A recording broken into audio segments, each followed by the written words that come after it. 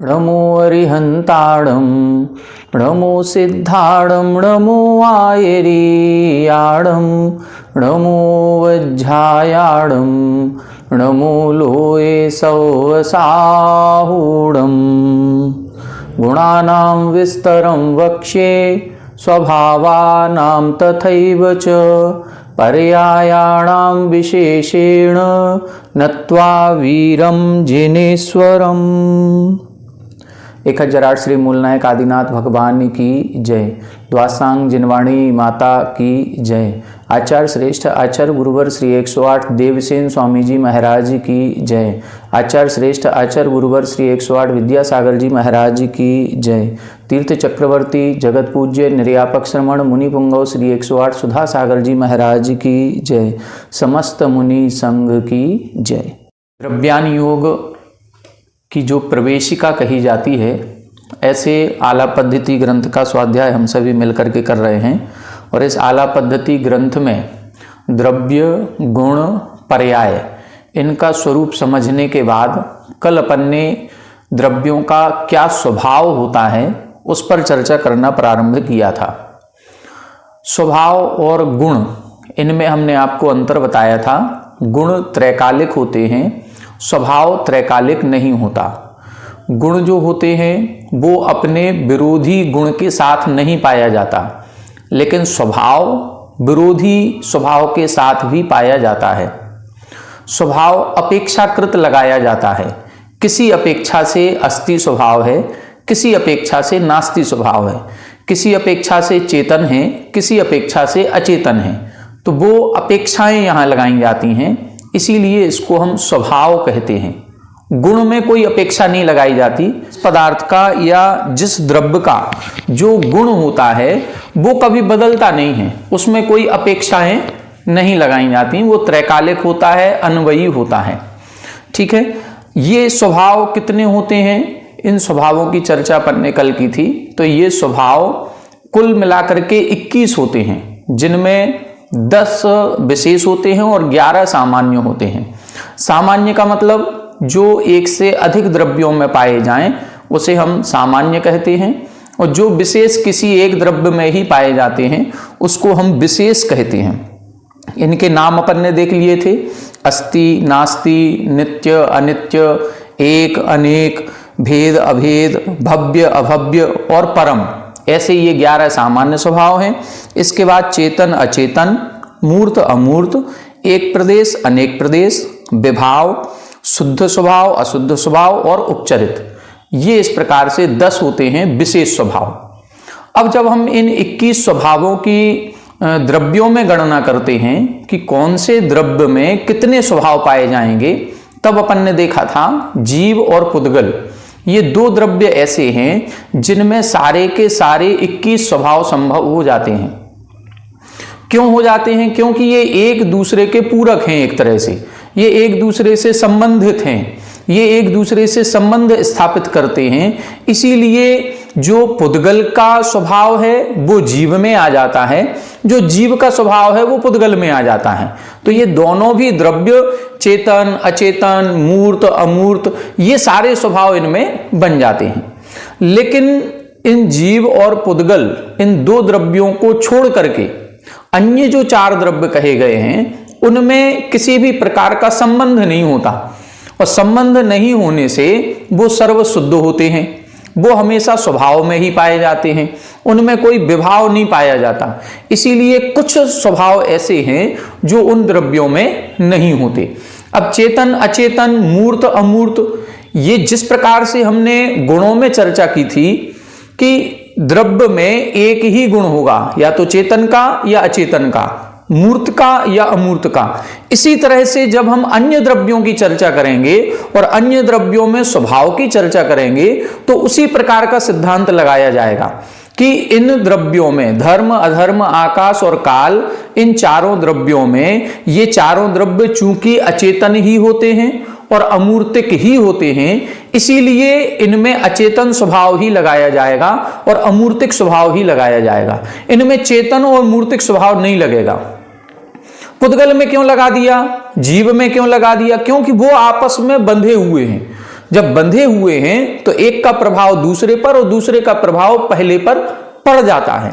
लेकिन धर्म अधर्म आकाश काल स्वतंत्र द्रव्य हैं, ये किसी से प्रभावित नहीं होते, ये किसी से संबंध नहीं बनाए हैं, इसीलिए इनका जो मूल गुण है वही इनका स्वभाव है।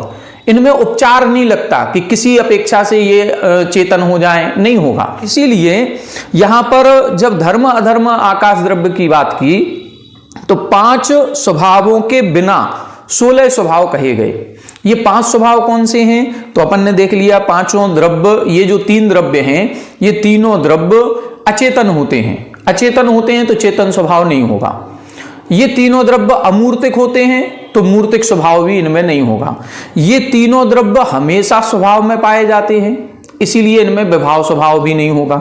ये तीनों द्रव्य हमेशा शुद्ध होते हैं, इसलिए अशुद्ध स्वभाव भी नहीं होगा। और इन तीनों में किसी भी अपेक्षा से उपचार भी नहीं किया जाता। उपचार का मतलब एक झूठे झूठे भी अपन नहीं कह सकते हैं कि हाँ चलो इसको हम अचेतन की जगह चेतन कह दें, नहीं, इसमें उपचार भी नहीं लगता। उपचार किसे कहते हैं? जो वास्तविक नहीं है फिर भी कह दिया जाता है। तो यहां तो वास्तविक नहीं है तो नहीं है, यहां पर वो फिर भी वाला शब्द भी नहीं चलेगा, क्योंकि ये एक दूसरे से संबंध नहीं बनाते, इसीलिए ये 5 स्वभाव इनमें नहीं होते। काल द्रव्य में और अपन देखें तो काल द्रव्य में भी ये 5 स्वभाव नहीं पाए जाएंगे, क्योंकि काल द्रव्य भी सेम इसी स्वभाव वाला है जो धर्म अधर्म आकाश का है। बस उसमें एक विशेषता और होती है कि काल द्रव्य एक प्रदेशी होता है, काल द्रव्य बहुप्रदेशी नहीं है। और जब बहुप्रदेशी नहीं है तो जो विशेष गुणों में अनेक प्रदेश स्वभाव लिखा है वो भी इसमें नहीं होगा। इस तरह से काल द्रव्य में 6 प्रकार के स्वभाव नहीं होते हैं, शेष 15 प्रकार के पाए जाएंगे। जो सामान्य स्वभाव हैं 11 प्रकार के, ये तो सभी में है ही, ये 6 द्रव्यों में पाए जाएंगे। लेकिन जो धर्म अधर्म आकाश और काल हैं, इनमें कौन कौन से स्वभाव नहीं होंगे?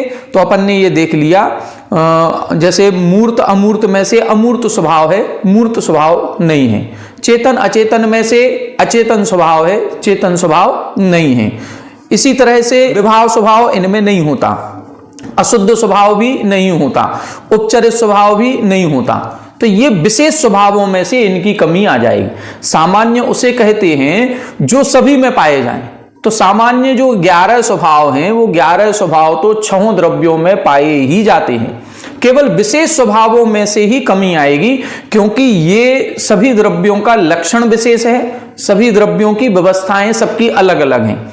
धर्म अधर्म आकाश काल ये 4 द्रव्य परस्पर में बंधते नहीं हैं, इसीलिए इनमें ये स्वभाव नहीं पाए जाते। जीव और पुद्गल बंध बनता है इनका, इसीलिए एक दूसरे का स्वभाव उनमें आ जाता है, ये अपन को समझना है। अब अपन को इसके बाद स्वभाव व्युत्पत्ति अधिकार प्रारंभ करना है। स्वभाव व्युत्पत्ति अधिकार में इन्हीं स्वभावों की परिभाषा लगाई जाएगी कि अस्ति स्वभाव से क्या लेना, नास्ति स्वभाव से क्या लेना। ये विरोधी है, अस्ति का विरोधी नास्ति, नास्ति का विरोधी अस्ति, एक का अनेक, अनेक का एक, भेद अभेद, भव्य अभव्य, ये सारे विरोधी हैं। लेकिन विरोधी स्वभाव भी एक साथ एक ही द्रव्य में कैसे बन जाएंगे, ये एक सोचने वाली बात है। कि यहां इन्होंने कह दिया जीव पुद्गल में ये सारे स्वभाव होते हैं, सामान्य स्वभाव तो सभी द्रव्यों में 6 द्रव्यों में है। तो जब सभी द्रव्यों में है तो सामान्य स्वभावों में ये सारे विरोधी लिखे, अस्ति नास्ति, नित्य अनित्य, भेद अभेद, एक अनेक, ये सारे स्वभाव जब इन्होंने लिखे हैं जो कि आपस में विरोधी हैं, जब विरोधी हैं तो कैसे बन जाएंगे? अब इसकी अपन को सिद्धि करना है, ये कैसे बनेंगे, किस अपेक्षा से इनको लगाया जाता है। आइए देखें सूत्र नंबर 106, ठीक है, पेज नंबर है हमारे में 57। यदि किसी के पास दूसरी किताब है तो आप सूत्र नंबर से निकालें, सूत्र नंबर 106। देखें, पहले में बता रहे हैं अस्ति स्वभाव किसे कहते हैं। स्वभाव लाभात अच्युतत्वात्, स्वभाव लाभात, दा पूरा लिखा है, दा में से आ निकलेगा, तो स्वभाव लाभात अच्युतत्वात् अस्ति स्वभावः। जिस द्रव्य का जो स्वभाव है उस स्वभाव से अच्युत यानी च्युत नहीं होना, उस स्वभाव को नहीं छोड़ना ही अस्ति स्वभाव कहलाता है। अस्थि स्वभाव का मतलब जैसे मान लो नींबू है, नींबू कैसा होता है? खट्टा। तो नींबू जब भी मिलेगा, पूरे भारत में कहीं भी चले जाएं, पूरे देश विदेश में चले जाएं, नींबू हमेशा खट्टा ही मिलेगा। इमली खट्टी होती है, वो खट्टी ही मिलेगी। नीम कड़वी होती है तो वो कड़वी ही मिलेगी। बस ये इधर बता रहे हैं कि नींबू अपने खट्टेपन को नहीं छोड़ेगा। यदि अग्नि है, अग्नि का स्वभाव है जलाना, दाह उत्पन्न करना, तो अग्नि हमेशा कहीं भी चले जाएं हम तीनों लोकों में, अग्नि जलाएगी, गर्म होगी, वो शीतल स्वभाव में नहीं मिलेगी। तो अपने अग्नि का जो स्वभाव उष्णत्व है, उस उष्णत्व स्वभाव को नहीं छोड़ना ही अस्थि स्वभाव है। अस्थि स्वभाव का मतलब उस स्वभाव से रहित नहीं होना। तो अग्नि में हमेशा उष्णता पाई जाएगी। पानी है, पानी हमेशा शीतल पाया जाएगा। अब हम कहें कि हम तो गैस पर गर्म कर देते हैं, गर्म हो गया, वो गर्म भले हो गया, लेकिन वो कब हुआ गर्म?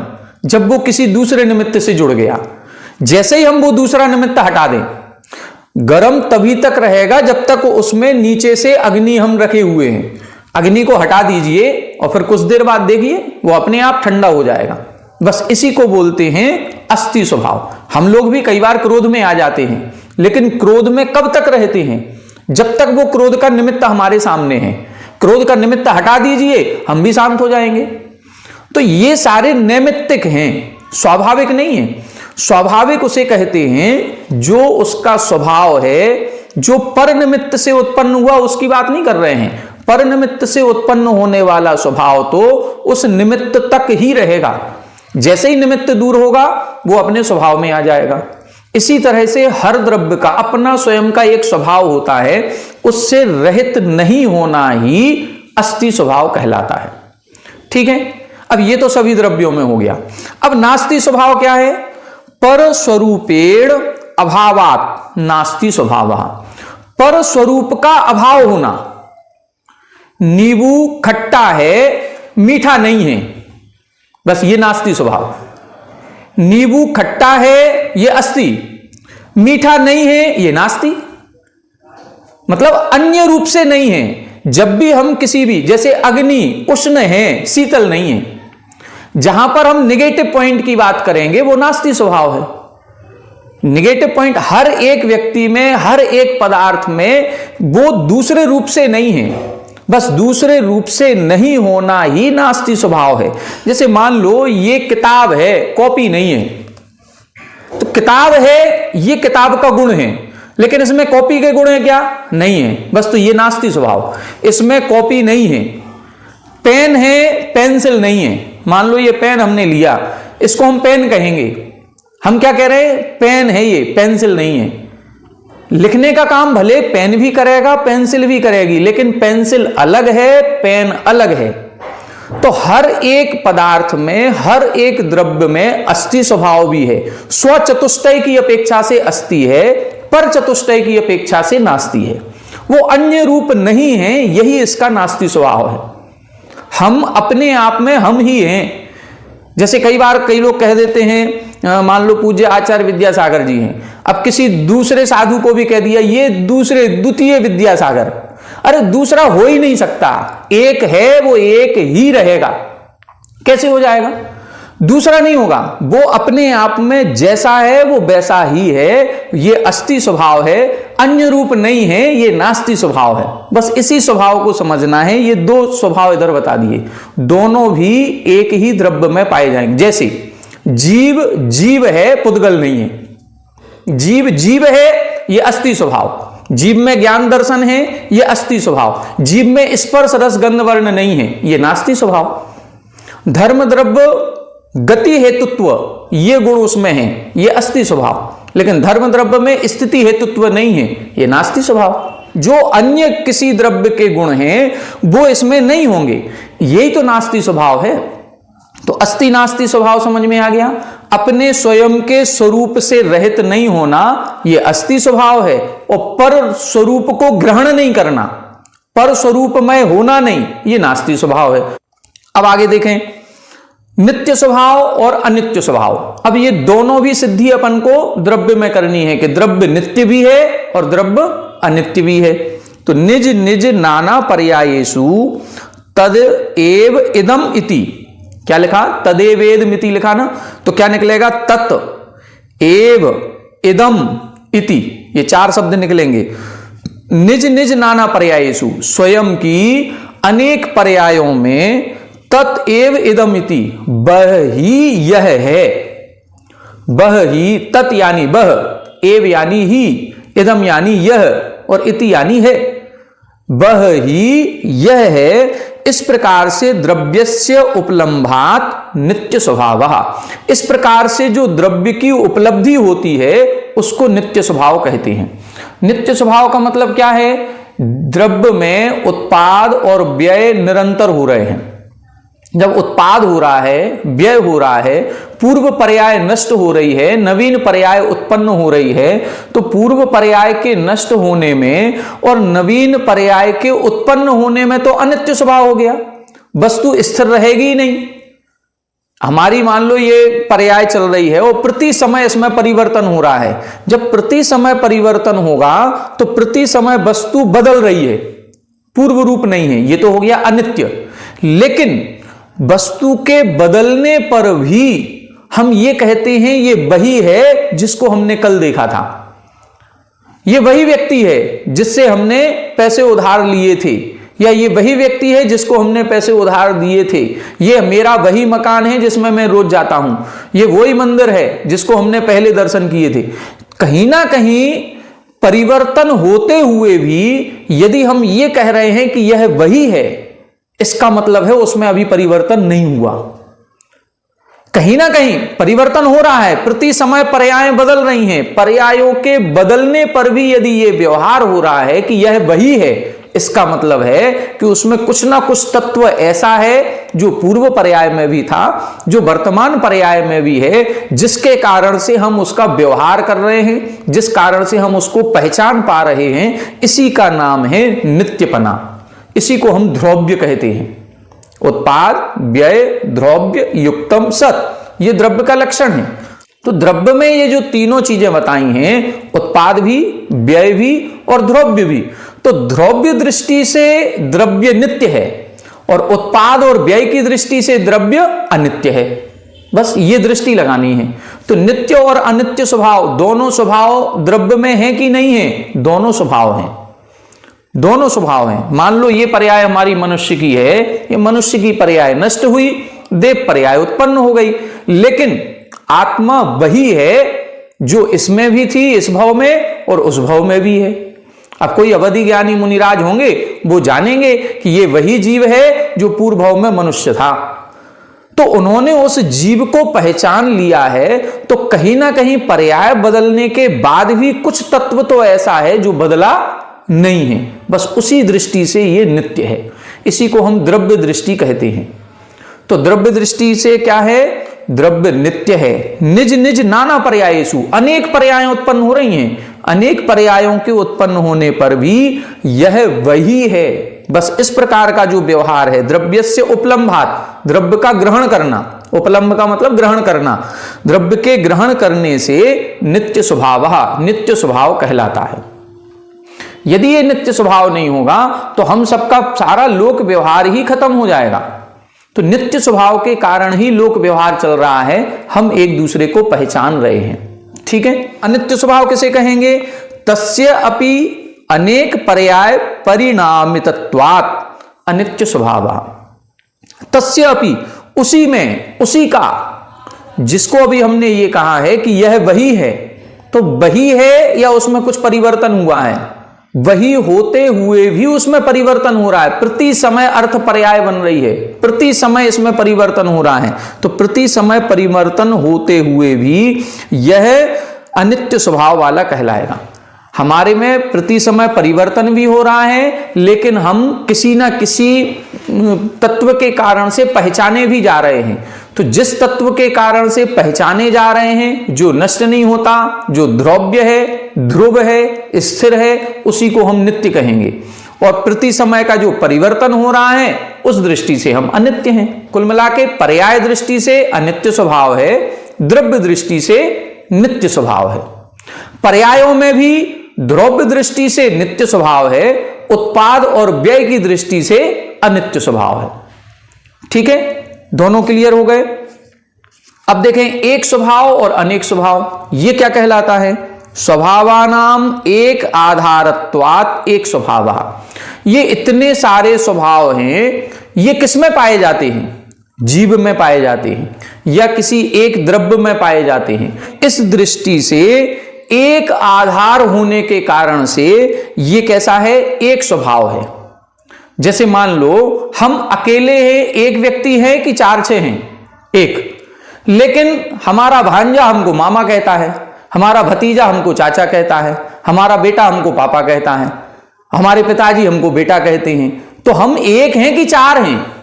हम हैं एक, लेकिन चारों भी गुण हमारे अंदर हैं। बस तो हम चारों गुण एक साथ हमारे अंदर ही होने के कारण से हम एक स्वभावी हैं, लेकिन जब चारों अलग अलग बोलेंगे तो हम अलग अलग हो जाएंगे। 4 गुण धर्म होने के कारण से हम 4 हैं। इसलिए एक स्वभाव भी है और अनेक स्वभाव भी है। दोनों स्वभाव जीव में बन जाएंगे। हम अस्थि स्वभाव वाले भी हैं, हम नास्ति स्वभाव वाले भी हैं, हम भेद स्वभाव वाले भी हैं, हम अभेद स्वभाव वाले भी हैं। हमारे अंदर ज्ञान भी है, दर्शन भी है, सुख भी है, वीर्य भी है, अवगाहनत्व भी है, अगुरु लघुत्व भी है। इतने सारे गुण हैं। तो अनेक गुणों का एक आधार होने के कारण से हम एक स्वभावी हैं। लेकिन अनेक गुणों का यदि हम गुण की अपेक्षा बात करेंगे तो हम अनेक स्वभावी हो जाएंगे। आधार की अपेक्षा एक स्वभावी है, गुणों की अपेक्षा अनेक स्वभावी हैं। ठीक है, इधर क्या लिखा? स्वभावानाम एक आधारत्वात्। मान लो हम सम्यक दृष्टि भी हैं, हम सम्यक ज्ञानी भी हैं, हम सम्यक चारित्रवान भी हैं। तो तीनों गुण हमारे अंदर हैं। तीनों गुणधारी कौन है? एक आत्मा। इसीलिए वो आत्मा एक स्वभावी है, लेकिन तीनों गुण की अपेक्षा से अलग अलग हो जाएंगे, इसीलिए अनेक स्वभाव हो जाएंगे। तो स्वभावानाम एक आधारत्वात् एक स्वभाव। स्वभावों का एक आधार होने के कारण से एक स्वभावी है। और एकस्य अपि अनेक स्वभाव उपलम्भात अनेक स्वभाव। और उस एक द्रव्य के अनेक स्वभाव होने के कारण से ये अनेक स्वभावी भी है। एक ही व्यक्ति ईमानदार भी है, वही व्यक्ति सत्य भी बोलता है, कभी झूठ नहीं बोलता, वह व्यक्ति कर्तव्यनिष्ठ भी है। तो एक ही व्यक्ति में कई सारे गुण हैं, वो गुण सारे एक ही व्यक्ति में हैं, इसलिए वो एक है। लेकिन यदि गुणों की प्रधानता की जाए तो गुणों की प्रधानता से वो अलग अलग हो जाएगा, अनेक स्वभावी हो जाएगा। इसी दृष्टि से इधर लिखा है स्वभावानाम एक आधारत्वात्। स्वभावों का एक आधार होने के कारण एक स्वभाव है। और एकस्य अपि अनेक स्वभाव, एक ही द्रव्य में अनेक स्वभाव होने के कारण से वो अनेक स्वभावी भी कहलाता है। अपेक्षाएं लगानी है और कुछ नहीं करना है। गुण किसमें है? द्रव्य में है, तो उस द्रव्य की अपेक्षा से एक स्वभाव है। और एक आत्मा में अनंत गुण होते हैं, तो उन अनंत गुणों की अपेक्षा से हम अनंत हो गए, अनेक स्वभावी हो जाएंगे। ठीक है, आगे देखें भेद स्वभाव अभेद स्वभाव। गुण गुण्यादि संज्ञादि भेदात भेद स्वभाव। गुण और गुणी इन दोनों में कोई अंतर नहीं होता। गुण और गुणी एक साथ मिलकर के रहते हैं, तादात्म्य संबंध बना के रखते हैं। तो गुण और गुणी में कोई भेद नहीं, लेकिन ये गुण है और ये गुणी है, इस अपेक्षा से दोनों में भेद पाया जाता है। जैसे आत्मा में ज्ञान गुण है, तो क्या इस ज्ञान गुण को अलग निकाला जा सकता है? नहीं निकाला जा सकता। जैसे मान लो ये सोने की रिंग पहने हैं, अब इसका ये पीला कलर है, इसको आप बाहर निकाल के रख सकते हैं? नहीं रख पाएंगे, वो उसी में रहेगा। तो कोई भी पुद्गल है, उस पुद्गल में जो स्पर्श रस गंध वर्ण है, उसको हम उस पुद्गल से अलग नहीं कर सकते। जो जीव है उसमें जो ज्ञान दर्शन पाए जाते हैं, गुण पाए जाते हैं, उस गुण को हम अलग नहीं कर सकते। इस कारण से तो अभेद है। लेकिन शब्दों की दृष्टि से अलग अलग हैं। द्रव्य अलग है, उसका स्पर्श अलग है, रस अलग है, गंध अलग है, वर्ण अलग है, ज्ञान अलग है, दर्शन अलग है। यदि हम ज्ञान कह रहे हैं और ज्ञानी कह रहे हैं, इसका मतलब दो शब्द अलग अलग हैं, तो दोनों में अंतर है। हम ज्ञान गुण के कारण से ज्ञानी हैं, हम धन के कारण से धनी हैं। जब हम धन हमारे पास होगा तो ही हम धनी कहलाएंगे, इसी तरह से हमारे पास ज्ञान होगा तो ही हम ज्ञानी कहलाएंगे। अब ज्ञान को आप अलग निकाल के नहीं रख सकते, इसलिए तो ये अभेद है। लेकिन ज्ञान अलग है, ज्ञानी अलग है, गुण की अपेक्षा से। जब उनका नाम अलग कहेंगे, उनका लक्षण अलग करेंगे, तो लक्षण की अपेक्षा से, उनके नाम की अपेक्षा से, उनके प्रयोजन की अपेक्षा से इनमें अंतर पाया जाता है, इसीलिए ये भेद स्वभाव है।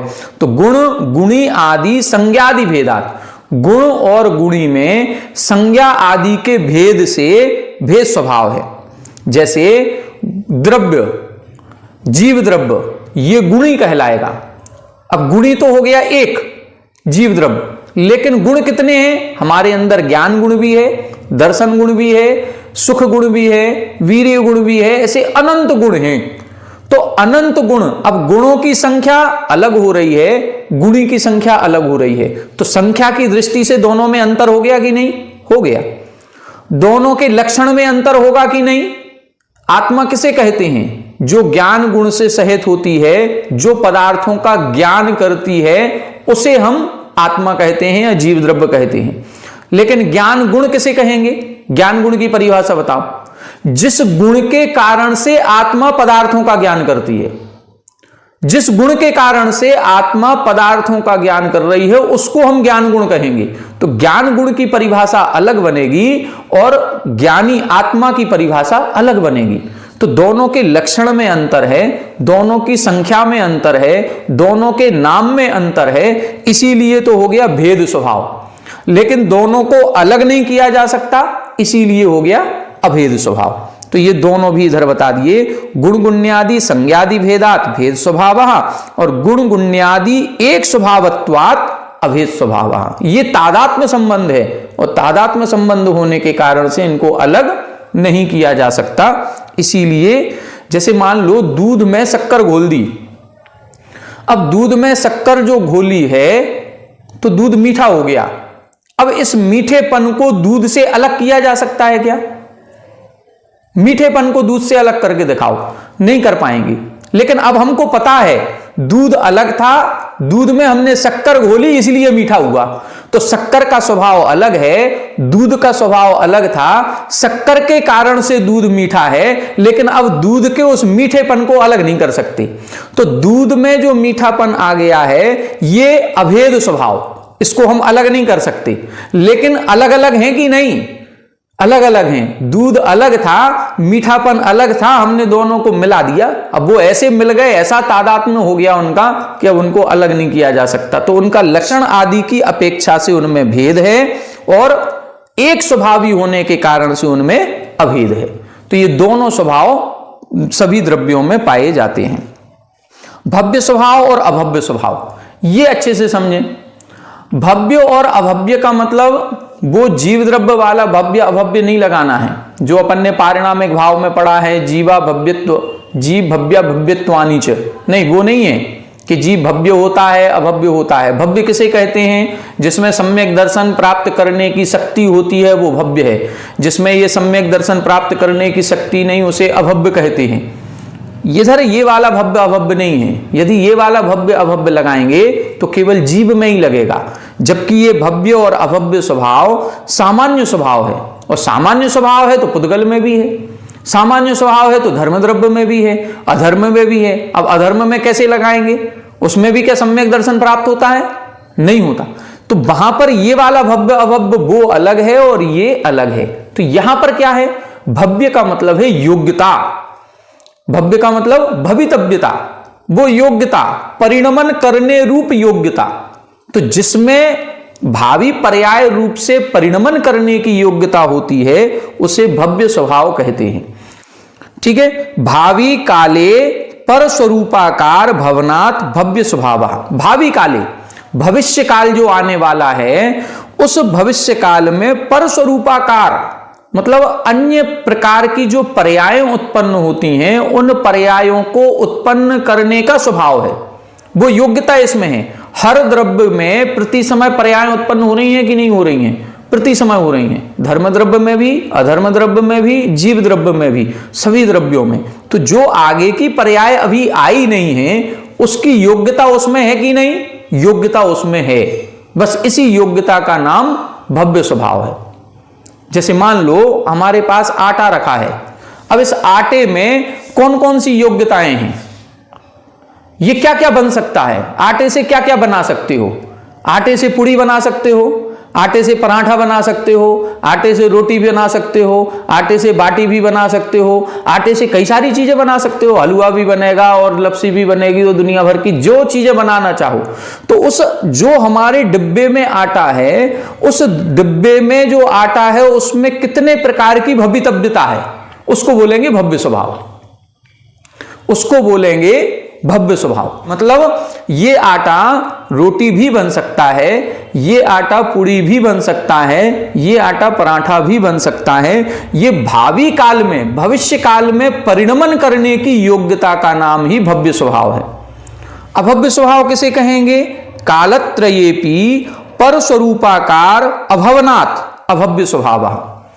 जो भी द्रव्य है वो अपनी ही पर्याय रूप से परिणमित होगा, अन्य द्रव्य की पर्याय रूप से परिणमित नहीं होगा।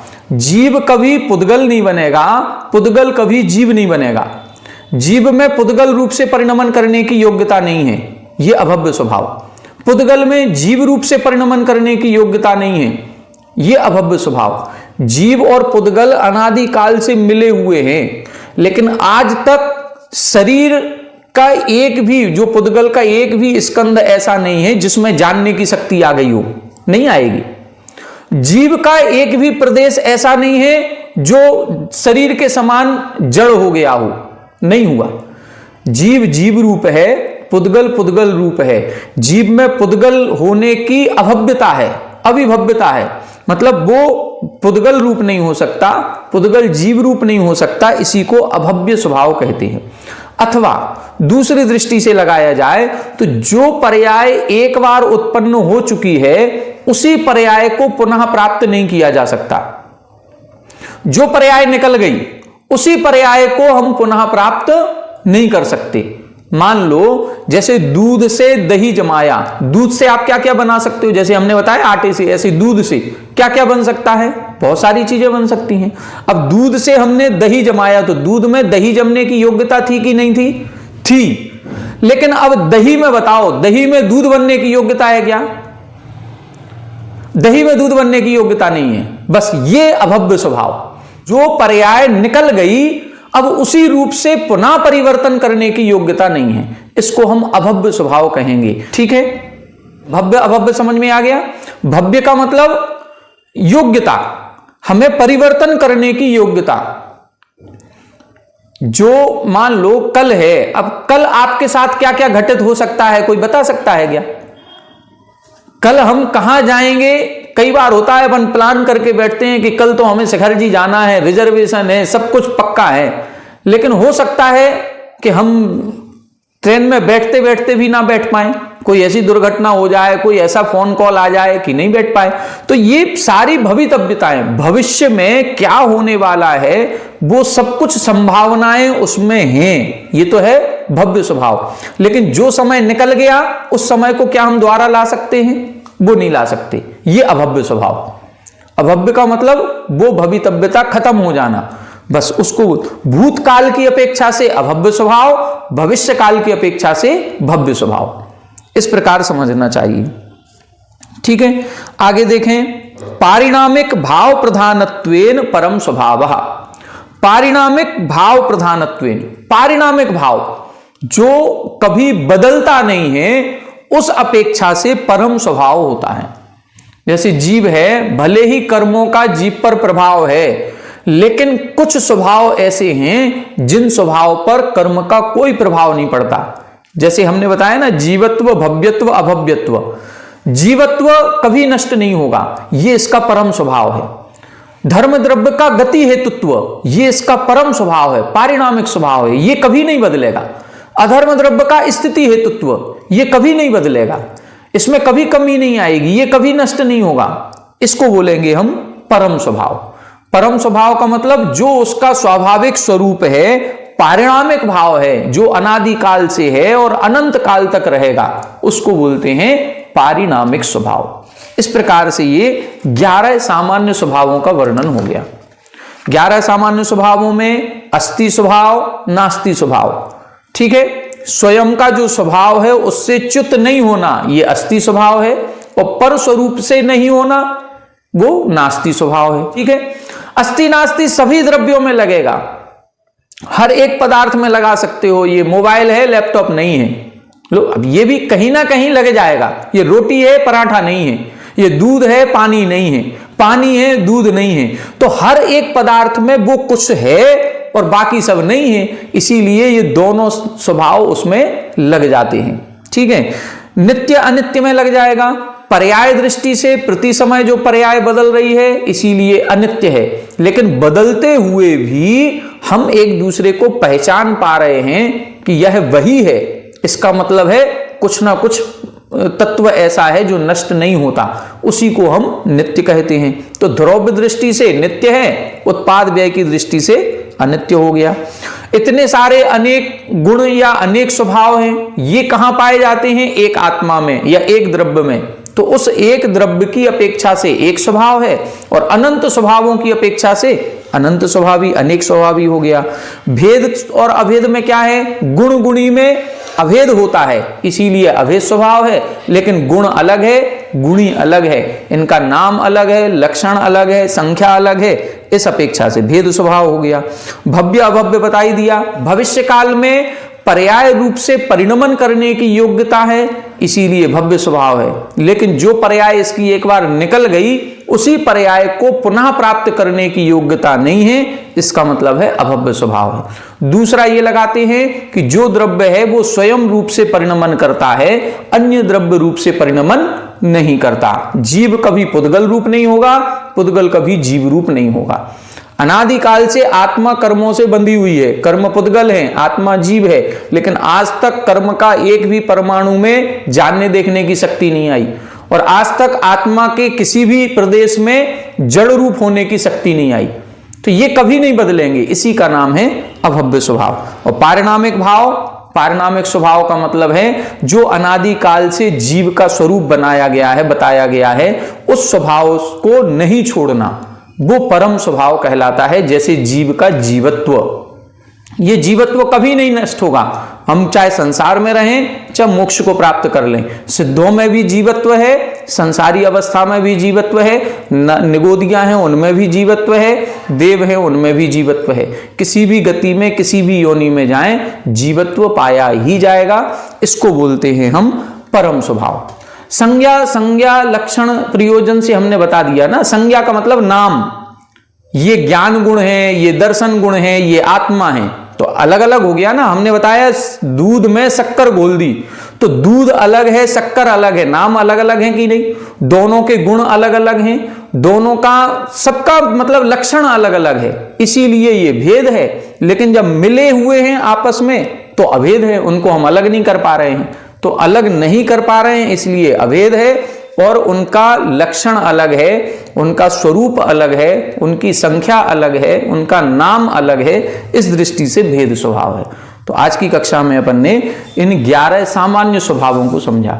अब कल आगे जो विशेष स्वभाव आएंगे उन पर चर्चा करेंगे। आज इतना ही, अब जिज्ञासा समाधान कर ले।